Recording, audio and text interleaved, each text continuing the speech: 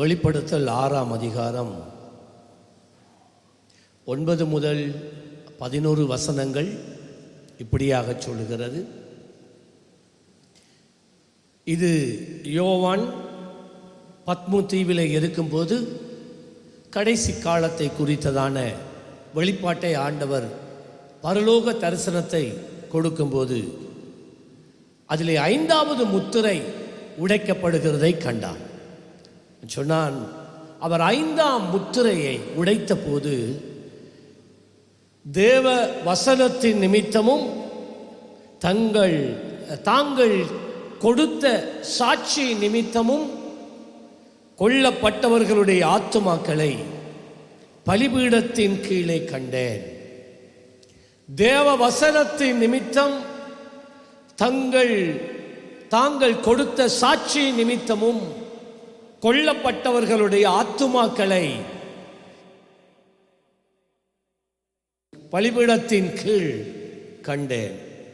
அவர்கள் பரிசுத்தமும் சத்தியம் உள்ள ஆண்டவரே, நீர் தேவரீர் பூமியின் மேல் குடியிருக்கிறவர்களிடத்தில் எங்கள் இரத்தத்தை குறித்து எதுவரைக்கும் நியாய தீர்ப்பு செய்யாமலும் பழி வாங்காமலும் இருப்பீர் என்று மகா சத்தமிட்டு கூப்பிட்டார்கள். எதுவரைக்கும் பழி வாங்காமல் இருப்பீர். 11வது வசனம், அப்பொழுது அவர்கள் ஒவ்வொருவருக்கும் வெள்ளை அங்கிகள் கொடுக்கப்பட்டது. அன்றியும் அவர்கள் தங்களைப் போல கொலை செய்யப்பட போகிறவர்களாகிய தங்கள் உடன்படிவினைக்காரரும் தங்கள் சகோதரருமானவர்களின் தொகை நிறைவேறும் அளவும் இன்னும் கொஞ்ச காலம் இளைப்பாற வேண்டும் என்று அவர்களுக்கு சொல்லப்பட்டது. இன்றைக்கு நான் உங்கள் மத்தியில் பேசப்போகிற ஒரு செய்தியினுடைய தலைப்பு என்னென்றால், இயேசு கிறிஸ்துவின் இரத்தம் இன்றும் நமக்காக பேசுகிறது. The blood that speaks. பேசுகிற இரத்தம். இந்த இடத்துல இந்த உலகத்தில் இரத்த சாட்சிகளாக, அதாவது வார்த்தையை கடைபிடித்ததினாலே ஆண்டவருக்கு சாட்சியாக இந்த உலகத்தில் வாழ்ந்ததினாலே விசுவாசத்தின் நிமித்தம் கொலை செய்யப்பட்டவர்களுடைய ஆத்துமாக்களை யோவான் தேவனுடைய பலிபீடத்துக்கு கீழே இருக்க காண்கின்றான். அங்கே அநேகர் இரத்த சாட்சிகளாய் மரித்த ஆத்துமாக்கள் வேற பிரிக்கப்பட்டவர்களாய் அங்கே இருந்தார்கள். அவர்கள் பெரிய சத்தமாய் கூப்பிட்டு ஆண்டவரிடத்தில் கேட்கிறார்களாம், ஆண்டவரே, எங்களை கொலை செய்தவர்களுக்கு நீர் எப்பொழுது இந்த பூமியில பழி வாங்குவீர் என்று சொன்னபோது ஆண்டவர் அவர்களுக்கு முதலாவது வெண் வஸ்திரத்தை தரிப்பித்தார். ஆமென் சொல்லுங்களேன். வெண் வஸ்திரத்தை தரிப்பித்து அவர்கிட்ட சொன்னார், உங்களை போல இந்த உலகத்தில் இரத்த சாட்சிகளாக எனக்காக மறிக்கும்படிக்கு நான் ஒரு குறிப்பிட்ட ஜனங்களை இதற்கென்றே நான் பிரித்திருக்கிறேன், தெரிவு செய்திருக்கிறேன். அவர்கள் எல்லாரும் இன்னும் இரத்த சாட்சிகளாய் மறிக்கவில்லை. இனி அநேகர் மறிக்க வேண்டி இருக்கிறது. அவர்களுடைய எண்ணிக்கை நிறைவானதுமே நான் நியாயம் தீர்ப்பேன் என்று ஆண்டவர் சொன்னார். பிரியமானவர்களே, 2011ஆம் ஆண்டு செப்டம்பர் மாதம் 2ஆம் திகதி எடுக்கப்பட்ட ஒரு கணக்கெடுப்பின்படி இந்த 20ஆம் நூற்றாண்டிலே மட்டும் 2000ஆம் ஆண்டில் இருந்து இன்றைக்கு வரைக்கும் 21 வருஷங்கள் மட்டும் 45 மில்லியன் கிறிஸ்தவர்கள் கொலை செய்யப்பட்டிருக்கிறார்கள். இந்த 21 வருஷத்துக்குள்ள மாத்திரம் உலகளாவிய ரீதியிலே 45 மில்லியன் கிறிஸ்தவர்கள் அவர்கள் விசுவாசத்துக்காக கொலை செய்யப்பட்டிருக்கிறார்கள். ஆகவே நம்முடையவர்கள் மாத்திரமல்ல, இன்னும் அநேகர் அதுக்கு முன்பதாய் இரத்த சாட்சியாய் மரித்தார்கள், இனிமேலும் மரிப்பார்கள். ஆகவே அதிலே நாம் பங்கடைந்தது, நம் குடும்பங்கள் அதில் பங்கடைந்தது, அது பெரிய பாக்கியமாய் நாங்கள் கருதுகிறோம். கரங்களை தட்டி ஏசப்பாக்கு நன்றி சொல்லுங்க. ஹல்லேலூயா. ஆமா, அது பெரிய பாக்கியம்.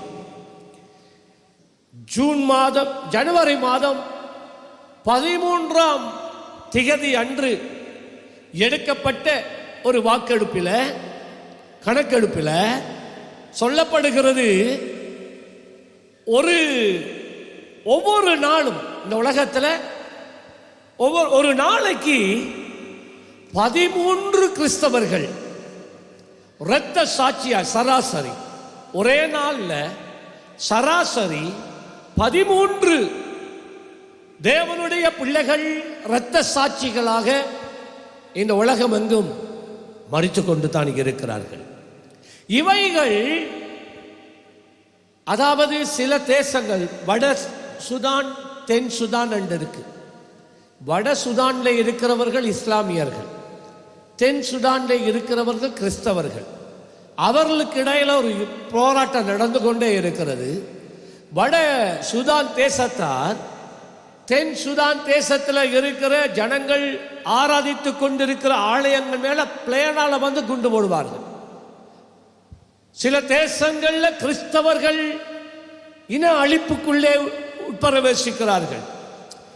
இவர்கள் இதில் சேர்த்துக் கொள்ளப்படவில்லை. அவர்கள் இவ்விதமாக மரிக்கிறவர்கள் இதில் சேர்த்துக் கொள்ளப்படவில்லை. வேணுமென்று விசுவாசத்தின் நிமித்தம் எவர்கள் கொலை செய்யப்படுகிறார்களோ அவர்கள்தான் இரத்த சாட்சிகளாய் மரிக்கிறார்கள். ஆகவே இந்த இரத்த சாட்சி நமக்கு நடந்தது ஏதோ புதுமையாக எண்ண வேண்டாம் என்று வேதம் சொல்லுகிறது.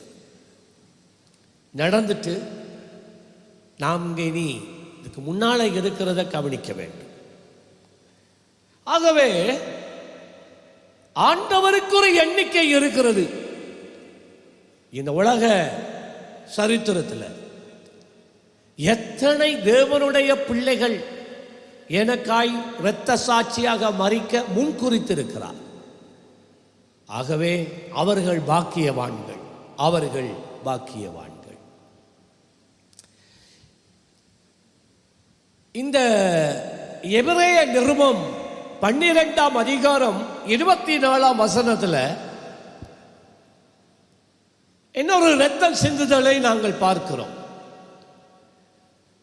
புதிய உடன்படிக்கையின் மத்தியஸ்தராகிய இயேசு கிறிஸ்துவின் இடத்திற்கும் ஆபேலினுடைய இரத்தம் பேசினதை பார்க்கிலும் நன்மையானவைகளை பேசுகிற இரத்தமாகிய தெளிக்கப்படும் இரத்தத்தின் இடத்துக்கும் வந்து சேர்ந்தீர்கள். முதலாவது இரத்த சாட்சி வந்து நீதி நிமித்தம் கொலை செய்யப்பட்டவன் ஆதாம் ஏவாளுக்கு பிறந்த ஆபேல்.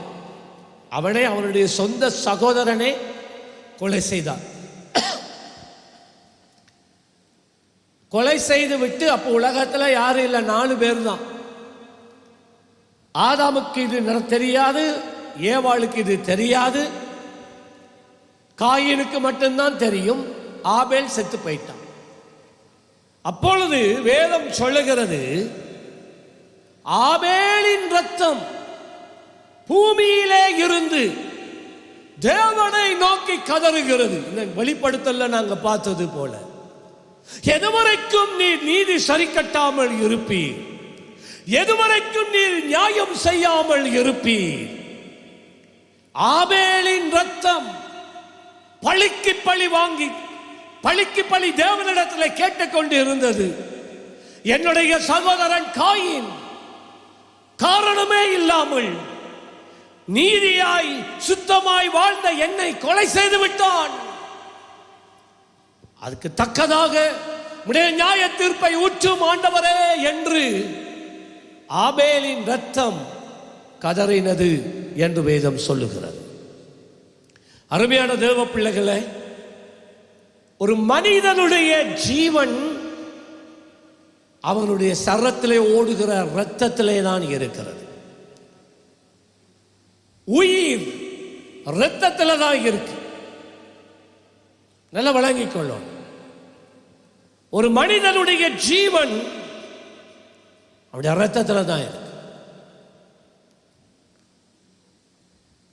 அப்ப அந்த இரத்தம் கதறுகிறது என்றால் ஜீவன் கதறுகிறது.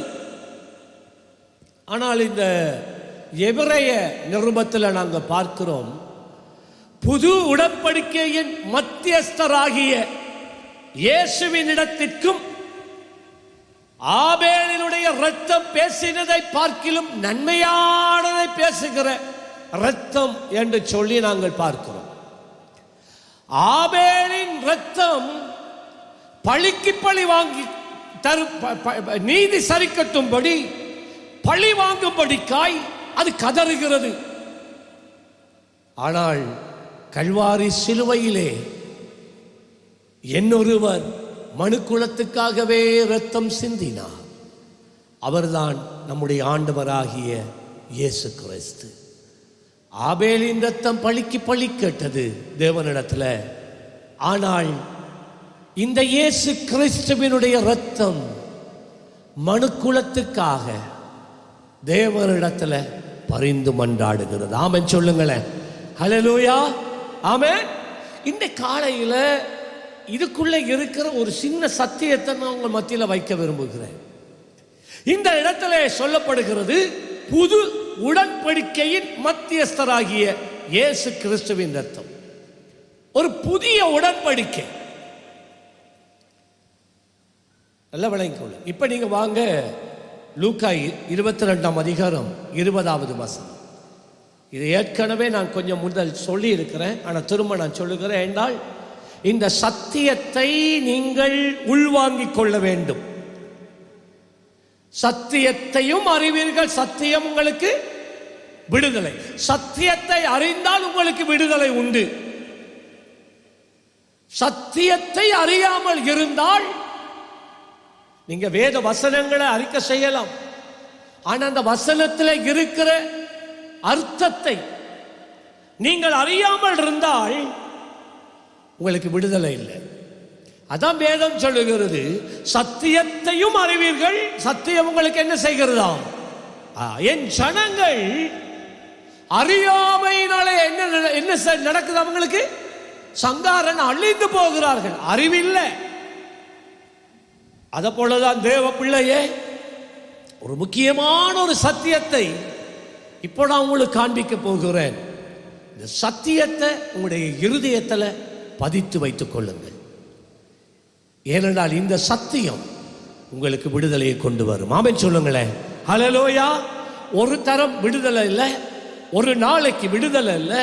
இந்த உலகத்தில் நீ வாழ்கின்ற கடைசி நிமிஷம் வரைக்கும் இந்த சத்தியம் உனக்கு விடுதலையை கொடுத்து கொண்டே இருக்கும். இந்த சத்தியம் உன்னை ஆசீர்வதித்துக் கொண்டே இருக்கும். இந்த சத்தியம் உனக்கு விரோதமாய் புறப்பட்டு வருகிற சத்துருவின் கிரியைகளை அழிக்கும். ஹல்லேலூயா. நல்லா கேளுங்க. லூக்கா 22ஆம் அதிகாரம் 20வது வசனத்தில் இயேசு இன்னும் இன்றைக்கு அன்றைக்கு ராத்திரி அவர் தன்னை சிலுவையிலே அறையும்படி தன்னை ஒப்புக் கொடுக்க போகிறார். அதற்கு முன்பதாக தம்முடைய சீஷர்களோட ஒரு மேல் வீட்டறையிலே கடைசி ராப்போஜனத்தை அவர் ஆயத்தப்படுத்த சொன்னார். திராட்சரசம் இருந்தது, அப்பங்கள் இருந்தது. சீஷர்களுடைய கால்களை அவர் முதலாவது கழுவினார். மேஜையிலே எல்லாரும் உட்கார்ந்தாங்க. அப்பொழுது இயேசு அந்த 12 சீஷர்களோடு ஒரு முக்கியமான ஒரு உடன்படிக்கை பண்ணுகிறார். சொல்லுங்க, உடன்படிக்கை. திரும்ப சொல்லுங்க எல்லாரும், என்னது? உடன்படிக்கை. இந்த 12 சீஷர்களோட. அவர் சொன்னார், போஜனம் பண்ணின பின்பு அவர் அந்தபடியே பாத்திரத்தை கொடுத்து, இந்த பாத்திரம் உங்களுக்காக சிந்தப்படுகிற என்னுடைய இரத்தத்தினால் ஆகிய, அல்லேலூயா, பாருங்களா, என் இரத்தத்தினால் ஆகிய புதிய உடன்படிக்கை, a new covenant. முன்னே மோசே கூடாக ஆபிரகாமு கூடாக செய்த உடன்படிக்கைகள் பழைய உடன்படிக்கைகள். இப்போ அவர் சிலுவையில போய் மனுக்குலத்துக்காக தன்னுடைய ஜீவனை கொடுப்பதற்கு முன்பதாக அவர் தம் சீஷர்களுக்கு ஓடு ஒரு புதிய உடன்படிக்கை பண்ணுகிறார். என்ன இந்த உடன்படிக்கை? அவர் சொன்னார், இந்த உடன்படிக்கை என் இரத்தத்தினால் ஆகிய உடன்படிக்கை. இப்ப சொல்லுங்க, ஒரு மனுஷனுடைய ஜீவன் உயிர் எதுல இருக்கு? எல்லாம் சொல்லல, எதுல இருக்கு? இரத்தத்துல இருக்கு. இயேசுவினுடைய ஜீவன் எதுல இருக்கு? பேசுங்களேன். அவருடைய இரத்தத்துல இருக்கு. அவருடைய சரீரத்தை கிழிக்க ஒப்பு கொடுத்ததினாலே மனிதனுடைய பாவங்கள் கழுவப்படுவதில்லை. நல்லா கேட்கணும், திரும்ப சொல்லுகிறேன். இயேசு கிறிஸ்துவினுடைய சரீரத்தை அவர் கிழிக்க ஒப்பு கொடுத்ததினாலே வேதம் சொல்லுகிறது, அவருடைய சரீரம் உளப்பட்ட நிலத்துக்கு ஒப்பாக இருந்ததா. எப்படி ஒரு நிலத்தை உழுதா அப்படியெல்லாம் மண்ணெல்லாம் கிண்டி விட்டா அப்படி இருக்குமோ அப்படித்தான் அவருடைய சரீரம் இருந்தது. சதையெல்லாம் கிளம்பி கிளம்பி இருந்தது.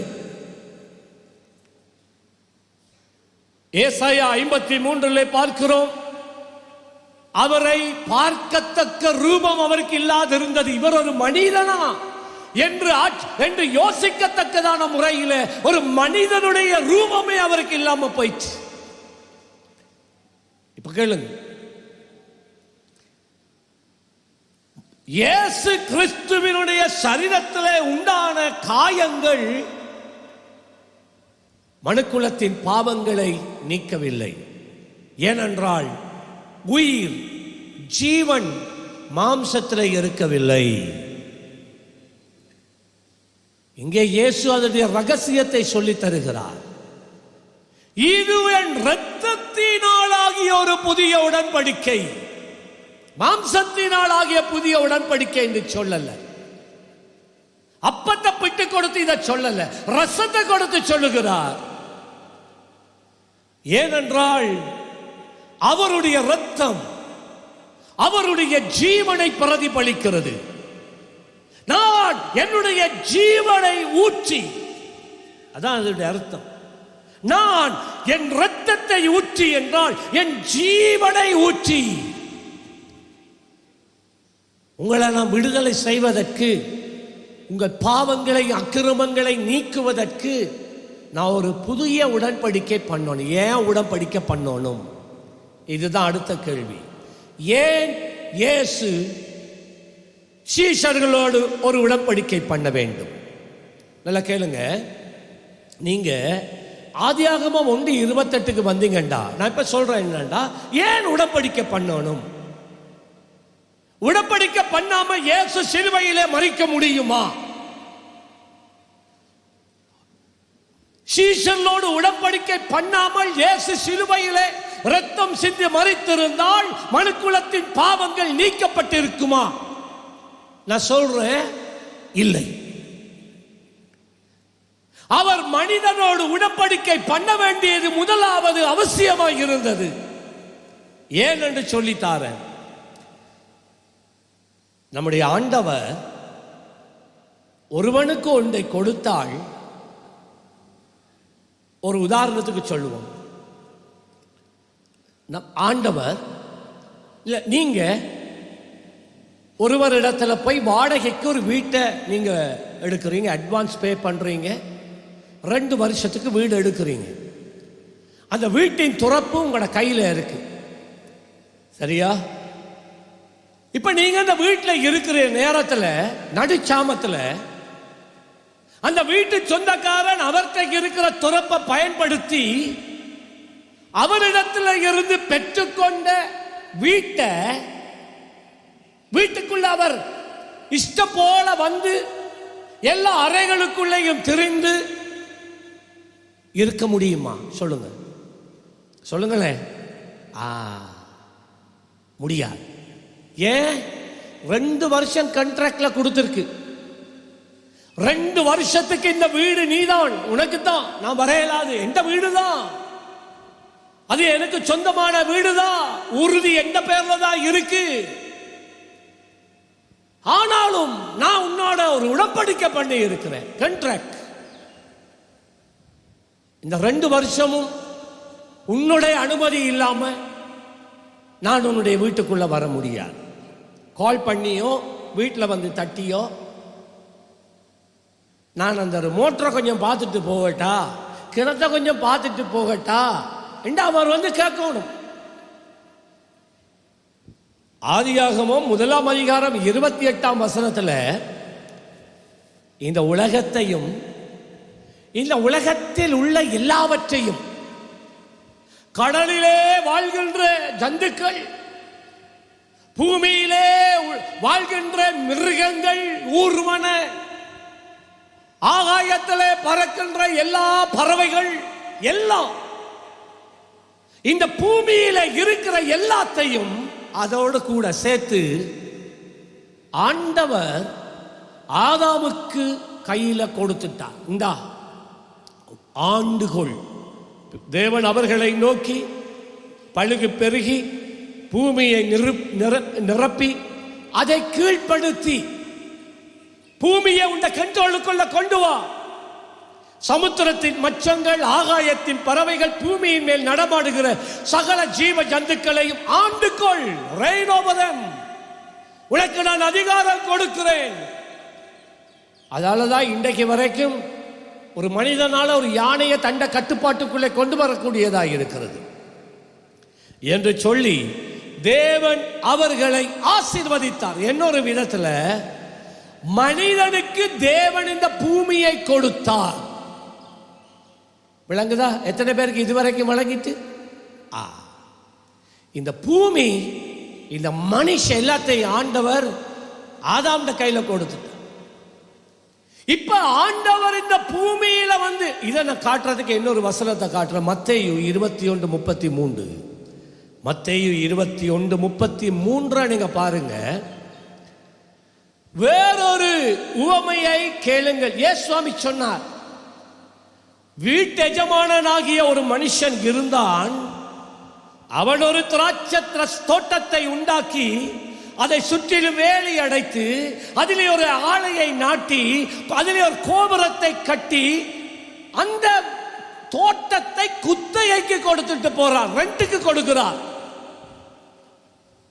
நல்லா கவனிக்க வேண்டியது, அந்த இந்த உவமைகள் எல்லாம் பரலோக ராஜ்யத்தின் சத்தியத்தை நாம் அறிகிற விதத்தில் ஆண்டவராய் இயேசு பேசினவைகள். அப்ப இந்த தோட்டம் என்பது இந்த உலகம். இந்த உலகத்தை ஆண்டவர் குத்தகையாக ரெண்டுக்கு மனிதண்ட கையில கொடுத்துட்டார். இப்ப நல்லா சொல்றத நல்லா கேட்கணும். இப்ப நான் சொல்றத கவனமா கேட்கணும். நம்முடைய ஆண்டவர் ஒரு ஜென்டில்மன். விளைந்தா நம்முடைய ஆண்டவர் வரம்பெல்லைகளை மீறுகிறவர் அல்ல, ஒழுக்கங்களை மீறுகிறவர் அல்ல.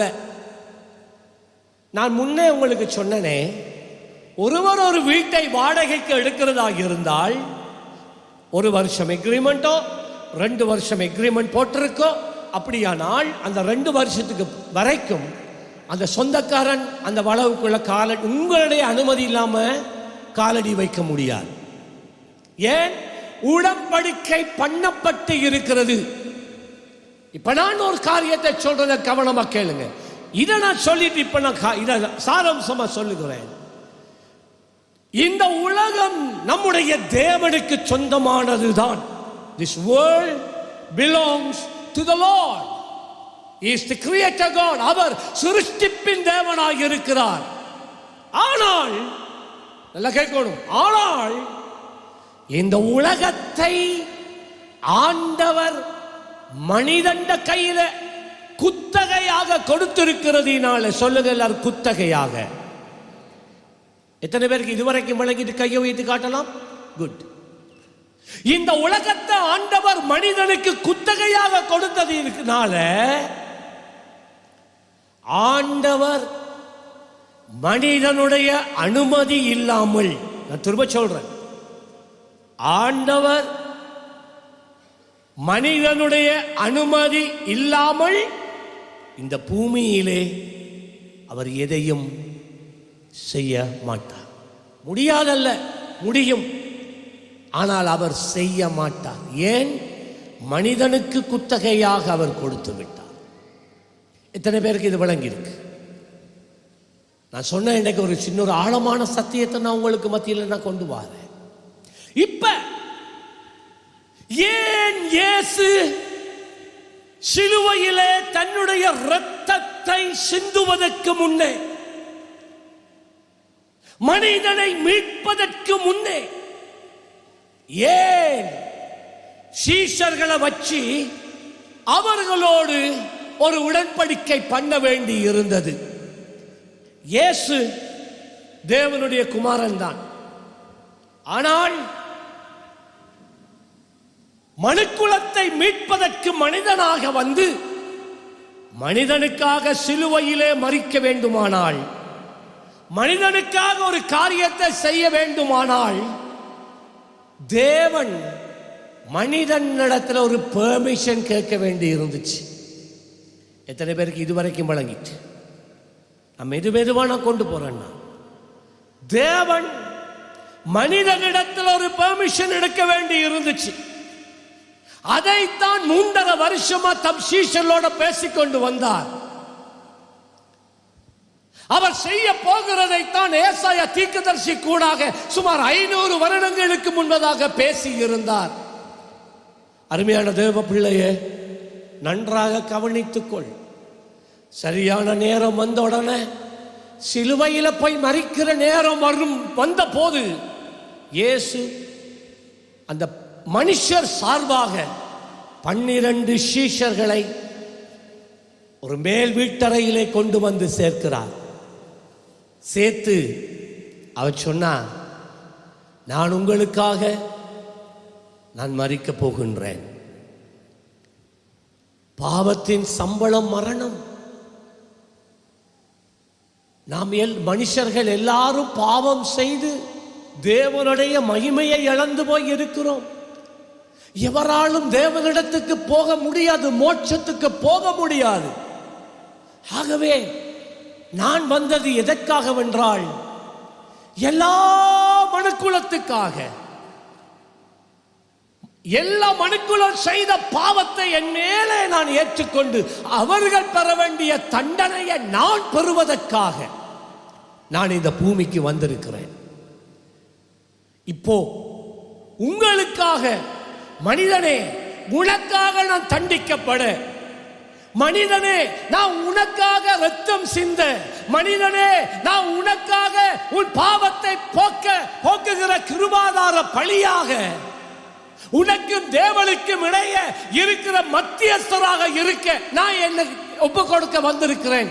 பெர்மிஷன் தாரீங்களா? பெர்மிஷன் தாரீங்களா? சீஷர்கள் உடன்பட்டார்கள். சீஷர்கள் உடன்பட்டார்கள். இதுதான் அடையாளமா, இந்த உடன்படிக்கைக்கு அடையாளமாய் இந்த திராட்சை ரசத்தை பானம் பண்ணுங்கள் என்று இயேசு சுவாமி சொன்னார். விளங்குதா? இப்ப எப்பொழுது, நல்ல கேளுங்க, எப்பொழுது சீஷர்கள் அந்த திராட்சை ரசத்தை பானம் பண்ணினார்களோ அந்த நிமிஷம் மனிதர்கள் நிமித்தம் சீஷர்கள் இயேசுவோடு ஒரு உடன்படிக்கை பண்ணுகிறார்கள். நாங்க உங்களுக்கு அனுமதி தாரோம், மனிதனுக்காக மரிக்கிறதுக்கு அனுமதி தாரோம். அதே வேளையில் இன்னொரு காரியம் நடக்கிறது. இயேசு அதுவரைக்கும் பரிசுத்த ஆவியிலே நிறைந்திருந்தார். அதுவரைக்கும் தேவனாயிருந்தார். இப்பொழுது அந்த ராப்போஜனத்தை அவர் பண்ணின போது அவர் மனிதனாய் உன்னையும் என்னையும் போல அவர் மாறினார். இதுவரைக்கும் அவரை பலப்படுத்தின ஆவியானவர் அவரை விட்டு நீங்கினார். மனுக்குலத்தின் பாவம் அவர் மேலே வந்தது. பிரியமானவனே, அதோட தான் அவர் கெத்சமனே தோட்டத்துக்கு போய் இரத்தம் சிந்த தொடங்கினார். கல்வாரியில இல்ல, கெத்சமனே தோட்டத்தில் போய் கேட்கிறார், பிதாவே, என் சித்தம் அல்ல உம் சித்தமானால் இந்த பாத்திரத்தை என்னை விட்டு எடுத்து போடுமே.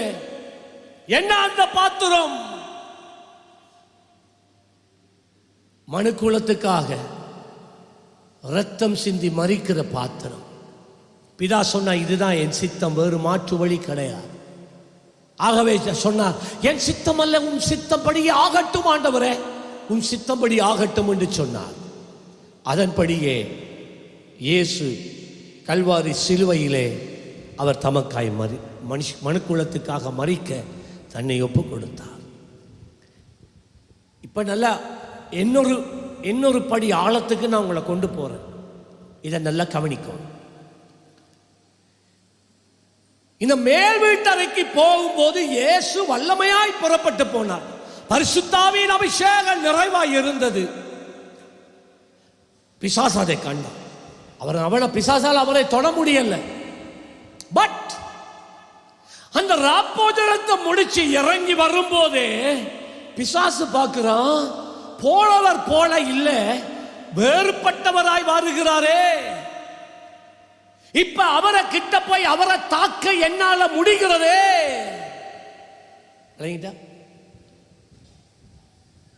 இப்ப சாத்தானால எதுவும் இயேசுவுக்கு செய்ய முடியும். முன்னே எத்தனை தடவை அவரை மலைக்கு மேலே கொண்டு போய் தள்ளி அவரை கொலை செய்ய நினைத்த போது அந்த நிமிஷமே அவர் மறைந்து போனார் என்று வேதம் சொல்லுகிறது. இப்ப இயேசுவை சிலுவையிலே அறைவதற்கு என்னென்னலாம் செய்யணுமோ, என்னென்னலாம் குற்றச்சாட்டுகளை கொண்டு வர வேண்டுமோ எல்லாத்தையும் மனுஷர்களை பயன்படுத்தி சாத்தான் செயல்பட ஆரம்பித்தான். இயேசு மௌனமாய் இருந்தார். ஏன்? மனிதனோடு அவர் உடன்படிக்கை பண்ணிவிட்டார். இனி மனிதனுக்காக மரிக்கத்தான் வேண்டும். மனிதனுடைய பாவங்களையும் அக்கிரமங்களையும் நீக்க அவருடைய ஜீவனாகிய இரத்தத்தை கல்வாரியிலே சிந்தித்தான் ஆகணும். அந்த இரத்தத்தை தான் பிதா அங்கீகரிப்பார். இப்ப இன்னொரு வசனத்தை நான் உங்களுக்கு காட்டிட்டு ஜெபிக்க போகிறேன். நல்ல கவனமா கேளுங்க. பிலாத்துவினிடத்துல இயேசுவை கொண்டு போனார்கள். பிரதான ஆசாரியர்கள், பரிசேயர்கள் ஜனங்களை தூண்டிவிட்டு இயேசுவுக்கு எதிராக பொய்யான குற்றச்சாட்டுகளை எல்லாம் சொல்லி இவனை சிலுவையில் அறைய வேணும் என்று சொல்றாங்க. பிலாத்து என்ன செய்றான்டா, அந்த நேரத்தில் மறக்க கூடாது, இயேசுவை குற்றம் சாட்டினது பிசாசினுடைய செயல். இயேசுவை சிலுவையில் அறைந்தால் அவனுடைய வேலை எல்லாம் முடிஞ்சதுன்னு அவன் நினைச்சான். அந்த காலத்திலே ஒரு வழக்கம் இருந்தது. ஒரு நல்ல மனுஷனை விடுதலை செய்வதற்கு ஒரு கெட்ட மனிதனை சிறையில் இருந்து கொண்டு வந்து அவனுக்கு பதிலாக இவன் தண்டனை அவனுக்கு கொடுப்போம் என்று சொல்லுவார்கள். பரபாஸ் என்று சொல்லப்பட்ட ஒரு துஷ்ட மனிதன் இருந்தான். எவராலும் அவனை கட்டுப்படுத்த முடியவில்லை. கடைசியாக அவன் செய்த அவனுடைய ஒவ்வொரு அக்கிரமங்கள் நிமித்தம் அவனை பிடித்து அவனை சிறையில் அடைச்சிட்டான். பிலாத்து என்ன செய்கிறான்? அந்த பரபாசை கொண்டு வருகிறான். இப்ப எல்லா ஜனங்களுக்கு முன்னால இதைத்தான் கவனமா நீங்க அதை உட்கொள்ள வேண்டும் என்று நான் விரும்புறேன். இந்த நேரத்தில் பிலாத்து கேட்கிறான், இயேசுவின் மேல குற்றம் சாட்டுகிற சுமத்துகிற எல்லாருக்கும் விளங்கிட்டா அவர்களை குற்றம் சுமத்தி, இயேசுவை மேல குற்றம் சுமத்தி, இவரை சிலுவையில் அறையும், இவரை சிலுவையில் அறையும் என்று சொல்ல வைத்தது பிசாசு. அவன் கண்ட்ரோல்ல இருக்கிறாங்க எல்லாரும். இப்ப பிலாத்து கேட்கிறான், இந்த பரபாச விடுதலை செய்யட்டா இல்ல இந்த இயேசுவை விடுதலை செய்யட்டா? எல்லாருக்கும் தெரியும் இந்த பரபாஸ் மிக ஒரு கொடூரமானவன். அவன் தான் இந்த சிலுவையில் அறையப்பட வேண்டியவன். நல்ல கேளு. பிசாசு தூண்டுறான், ஜனங்களை தூண்டுறான். என்ன? இயேசுவை சிலுவையில் அறையும், இயேசுவை சிலுவையில் அறையும் என்று ஜனங்களை சொல்ல தூண்டுகிறான். எல்லாரும் கத்துறாங்க, இயேசுவை சிலுவையில் அறையும், பரபாசை விடுதலை செய்யும். பிலாத்து செய்ய வழி இல்லாமல் பரபாசை விடுதலை செய்கிறார். துஷ்டமான மனிதனை, கொடூரமான மனிதனை, பாவத்தினாலும் அக்கிரமங்களினாலும் நிறைந்திருக்கிற அந்த மனிதனை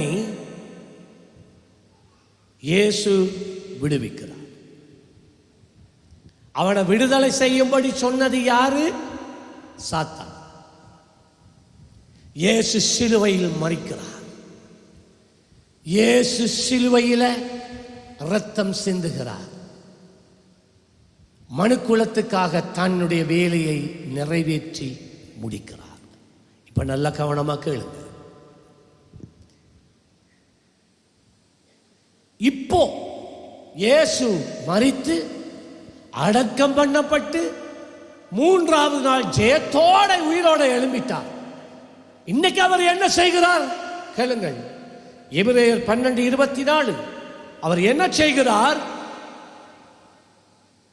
இயேசு இவருடைய ரத்தம் நன்மையானவைகளை பேசுகிற ரத்தமாகிய தெளிக்கப்படும் ரத்தத்தின் இடத்துக்கு வந்து சேர்ந்தோம். நன்மையானதை பேசுகிறதா?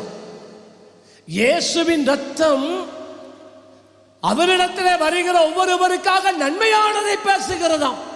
பிசாசு வச்ச வலையில அவனே சிக்கிக் கொண்டான். பிசாசு என்ன தெரியுமா செய்கிறான்?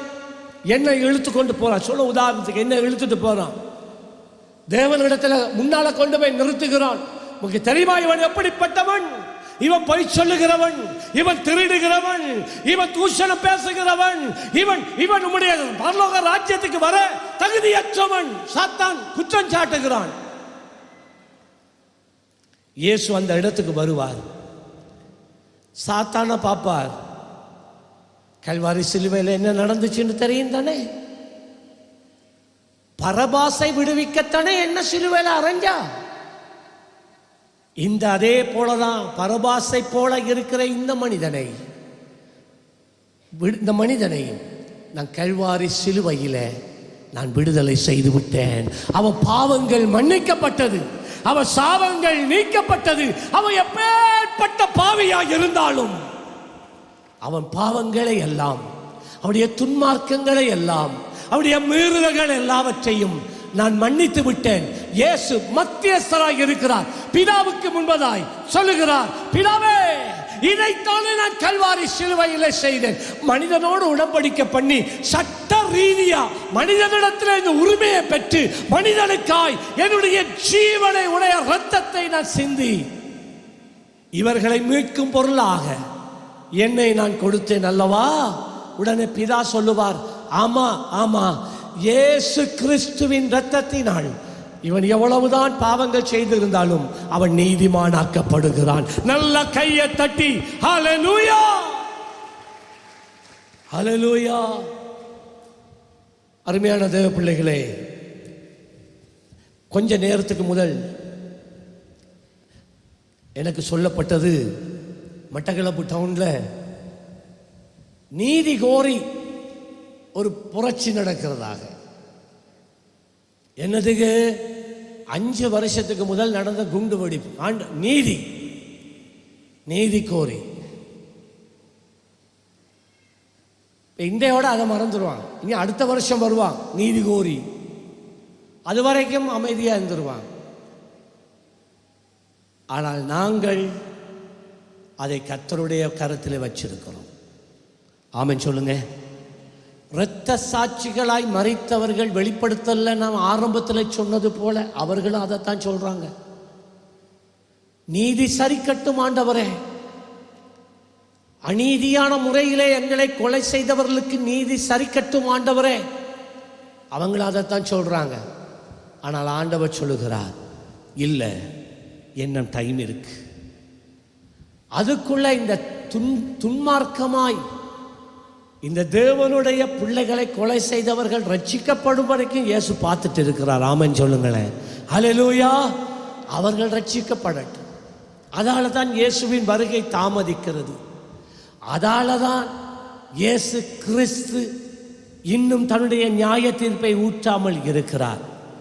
எல்லாரும் ரட்சிக்கப்பட வேண்டியது வேணும் என்பது என் ஆண்டவருடைய விருப்பம். ஏண்டாவ சொன்னா, இந்த உலகத்தில் இருக்கிற எல்லா மனுஷனுக்காக நான் ரத்தம் சிந்தினேன், எல்லா மனுஷனுடைய பாவங்களையும் நான் மன்னித்தேன். ஆனால் எவன் இதை ஏற்றுக்கொண்டு, இயேசுவே நீர் எனக்காய் சிலுவையிலே மரித்தீரே, என் பாவங்களை எனக்காக ஆண்டவரை நீக்கினீரே, அந்த பாவத்தை உண்மையில சுமந்தீரே, நன்றி, எவன் விசுவாசிக்கிறானோ அவனுடைய பாவங்கள் அன்று சிந்தப்பட்ட இரத்தத்தினாலே கழுவி நீக்கி சுத்திகரிக்கப்படுகிறது. ஆமென் சொல்லுங்களேன். ஹல்லேலூயா, ஹல்லேலூயா. ஆகவேதான் அருமையான தேவ பிள்ளையே, ஒவ்வொரு தடவை இதைத்தான் நான் உங்களுக்கு சொல்ல வருகிறேன். இயேசு கிறிஸ்துவின் ரத்தம், இயேசு கிறிஸ்துவின் ரத்தம் ஒவ்வொரு நாளும் ஒவ்வொரு நிமிஷமும் தேவனுடைய சன்னிதானத்தில் நின்று நன்மையானவைகளை உன்னிமித்தம் பேசிக்கொண்டிருக்கிறார். ஆமென் சொல்லுங்களேன். ஹல்லேலூயா சொல்லுங்களேன். உனக்காக உன் நிமித்தமா அவர் நன்மையானதை அவர் பேசிக்கொண்டே இருக்கிறார். அவருடைய இரத்தம் இல்லாமல் போகவில்லை. இன்றும் அந்த இரத்தத்தில் ஜீவன் இருக்கிறது. இயேசு உயிரோடு எழுந்ததினால் அந்த இரத்தத்தில் இன்றும் ஜீவன் இருக்கிறது. அந்த இரத்தம் உனக்காக எனக்காக நன்மையானதையே பேசிக்கொண்டிருக்கிறது. ஆமென் சொல்லுங்களேன். இரத்த தானம் தொடர்ந்து நடைபெற வேண்டி இருப்பதினால நாங்கள் இந்த ஆராதனை சீக்கிரமாக நாங்கள் முடிக்க போகிறோம். வந்துட்டாங்களா? பிளட் பேங்க்லேருந்து வந்துட்டாங்க. சரி, ஆகவே இந்த ஆராதனையை நாங்கள் சீக்கிரமாக இப்போ நாங்கள் முடிக்க போகிறோம். ஆனால் இந்த சத்தியத்தை மாத்திரம் அறிந்து கொள்ளுங்கள். ஆண்டவர் நம்முடைய சபையை இரத்த சாட்சிகளாய் மரிப்பதற்கு கர்த்தர் தெரிந்து கொண்டார். மனிதன் அல்ல, ஒரு தீவிரவாத இயக்கம் அல்ல, கர்த்தர் தெரிந்து கொண்டார். இதை நல்லா மனசுக்கு எடுத்துருங்க. கர்த்தர் தெரிந்து கொண்டால், கர்த்தர் இதை ஏற்படுத்தி இருந்தால், நாங்கள் என்ன போயிட்டு ஆண்டவர்கிட்ட நீதி கேட்கறது? பழிக்கு பழி எப்படி நாங்கள் கேட்கறது? இல்லை. எங்களுக்கு இருக்கிற ஒரே ஒரு உத்தரம் இதுதான். இயேசு சுவாமி சிலுவையிலே சொன்னது போல, பிதாவே, இவர்கள் செய்கிறது இன்னதென்று அறியாதிருக்கிறார்கள், இவர்களை மன்னியும். ஆமென் சொல்லுங்களேன். இவர்களை மன்னியும். இதுதான் இயேசு சுவாமியினுடைய இருதயம். அவர்கள் ரட்சிக்கப்பட வேண்டும். இன்றைக்கு காசாவில் எத்தனையோ ஆயிரக்கணக்கிலே இஸ்லாமியர்கள் ஆண்டவராகிய இயேசு கிறிஸ்துவை சொந்த இரட்சகராக ஏற்றுக்கொண்டு வருகிறார்கள். ஆமென் சொல்லுங்களேன். ஈரான் தேசத்தில், ஈராக் தேசத்தில், நான் சொல்றேன், இந்த தேசங்கள் கிறிஸ்தவர்களை அழித்த தேசங்கள். இன்றும் ஈரான் சிறைச்சாலைகளிலே கிறிஸ்தவர்கள் அவர்களுடைய விசுவாசத்தின் நிமித்தம் நீதி இல்லாமல் குற்றம் சாட்டப்பட்டு அழைக்கப்பட்டு இருக்கிறார்கள். விடுதலை இல்லை, அவங்களுக்கு கேஸ் இல்லை, ஆனால் அடைக்கப்பட்டிருக்கிறார்கள் பல வருடங்கள். ஆனால் அதே ஈரான் தேசத்தில், ஈராக் தேசத்தில் ஆண்டவர் தாமே அங்கே இருக்கிற இஸ்லாமிய ஜனங்களுக்கு வெளிப்பட்டு, இயேசு நான் தான் மெய்யான தெய்வம், நான் ஈசா நபி அல்ல, நான் மேசியாவாக வந்திருக்கிறேன், உனக்காக நான் வந்திருக்கிறேன் என்று சொல்லி அநேகர் ஆயிரக்கணக்கில் இயேசுவை தழுவி கொண்டிருக்கிறார். கையை தட்டி அந்த இயேசுவை மகிமைப்படுத்துவோமாக. இயேசு கிறிஸ்து தான் ஒரே வழியும் சத்தியமும் ஜீவனுமாய் இருக்கிறார். அவரை அல்லாமல் வேறு தெய்வம் இல்லை. இந்த இயேசுவை விசுவாசிக்கிறவர்களுடைய பாவங்கள் மன்னிக்கப்படுகிறது, அக்கிரமங்கள் நீக்கப்படுகிறது, சாபங்கள் போக்கப்படுகிறது, வியாதிகள் குணமாக்கப்படுகிறது. ஆமென் சொல்லுங்க. அல்லேலூயா. யாவரும் எழுந்து நிற்போமா?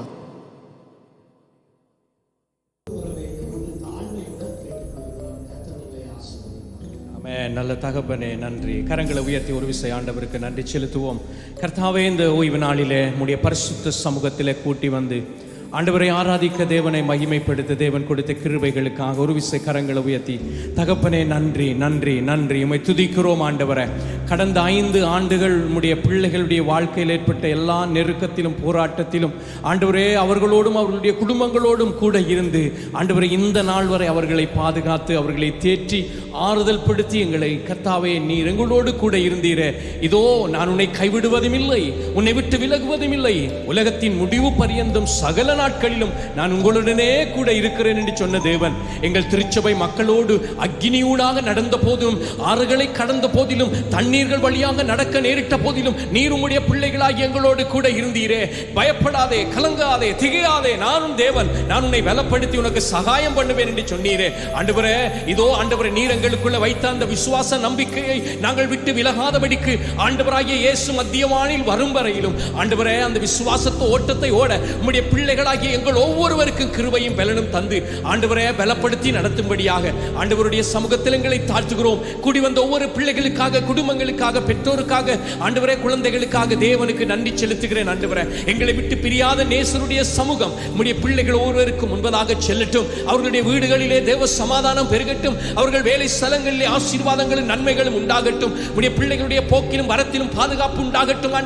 ஆண்டவரே படிக்கிற பிள்ளைகளுக்கு நல்ல ஞானம் உண்டாகட்டும். எதிர்காலத்தை குறித்து பயந்து போயிருக்கிற பிள்ளைகளுக்கு எதிர்காலம் நன்மையாக ஆசீர்வாதமாக மாறட்டும். ஆராதனையிலே கலந்து கொண்ட ஒவ்வொரு பிள்ளைகளையும் இயேசுவின் நாமத்தில் ஆசீர்வதிக்கிறோம். கர்த்தர் உங்களை ஆசீர்வதித்து உங்களை காக்க கடவர். கர்த்தர் தம்முடைய முகத்தை உங்கள் மேல் பிரசன்னமாக்கி உங்கள் மேல் கிருபையாயிருக்க கடவர். கர்த்தர் தம்முடைய முகத்தை உங்கள் மேல் பிரகாசிக்க பண்ணி உங்களுக்கு சமாதானம் கட்டளிட கடவர் என்று எங்கள் ஆண்டவரும் மீட்பரும் இரட்சகரும் ஆகிய இயேசு கிறிஸ்துவின் நாமத்திலே ஒவ்வொரு பிள்ளைகளையும் ஆசீர்வதித்து ஜெபிக்கிறேன். நல்ல தகப்பனே, இப்பொழுது நம்முடைய கர்த்தராகிய இயேசு கிறிஸ்துவினுடைய கிருபையும் பிதாவாகிய தேவனுடைய அன்பும் பரிசுத்த ஆவியானவருடைய அந்யோன்ய ஐக்கியமும் நம் அனைவரோடும் கூட இயேசு மீண்டும் மத்தியவானில் வரும் வரை நம்மோடு கூட இருப்பதாக. இப்பொழுது எல்லோரும் ஒன்றாக சேர்ந்து சொல்லலாமா? என் ஆத்துமாவே கர்த்தரை ஸ்தோத்திரி, என் முழு உள்ளமே அவருடைய பரிசுத்த நாமத்தை ஸ்தோத்திரி. என் ஆத்துமாவே கர்த்தரை ஸ்தோத்திரி, அவர் செய்த சகல உபகாரங்களையும் மறவாதே. வந்ததுக்காக நன்றி. கர்த்தர் உங்களை ஆசீர்வதிப்பார். கீழே